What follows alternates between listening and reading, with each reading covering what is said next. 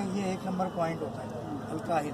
तो ये just like का पेनाडोल होता है कि आप किसी भी किस्म के बुखार के अंदर जहाँ एंटीबायोटिक दे रहे होते हैं वहाँ पेनाडोल ज़रूर देते हैं। तो ये फर्स्ट लाइन थेरेपी है।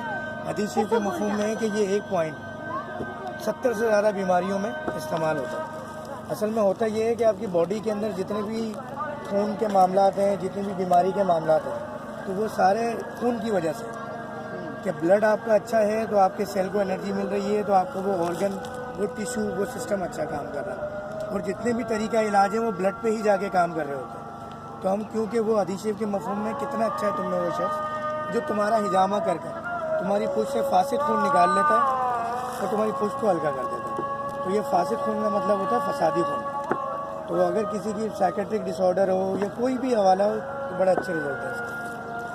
तो हम ये चाहेंगे कि आपका और भी जितने मेडिकल कैंप्स होते हैं तो मिलकर कहीं पे भी तो हम फ्री कैंप कर रहे होते हैं अवेयरनेस के लिए कि सुन्नत पहले लोग एलोपैथ की केमिकल, क्योंकि अल्लाह ताला ने एक ही रास्ता बनाया है हर चीज़ का।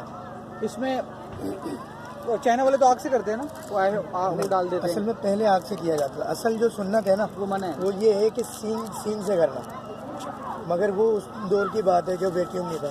तो आने वाले दौर में टिश्यू या कॉटन जला के इसके अंदर जब डाला जाता है तो वैक्यूम क्रिएट हो जाता है, ऑक्सीजन किल हो जाती है। तो वो मना नहीं है। वो मना है। क्यों? देखें ये टिश्यू जितने भी है ना या कॉटन, ये इस चीज़ से बनते हैं कि अगर ये जला के आप डालेंगे तो ये टिश्यू जो है ना डैमेज हो जाता है, और जब आप स्क्रेच देने के बाद दोबारा वैक्यूम क्रिएट करेंगे तो वो जब मसाब खुल जाते हैं तो वो अंदर इंटर हो जाता है, वो नुकसान है।